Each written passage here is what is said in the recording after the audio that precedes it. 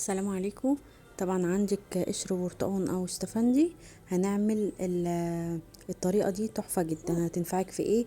تنظيف الفراخ، بط، حمام، سمك، اي حاجه. طريقه سهله جدا وبسيطه. حوشي قشور البرتقان او الاستفندي او الليمون واغليهم في ميه لحد ما يتهروا خالص ويبقوا يعني المية تقل.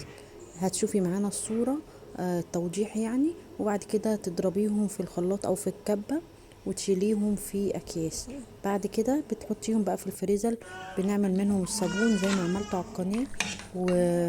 وممكن لو انت عندك صابون جاهز حطي منها شوية على الصابون، بيدي لمعان ونظافة وجمال، حاجة كده فعلا وهمية.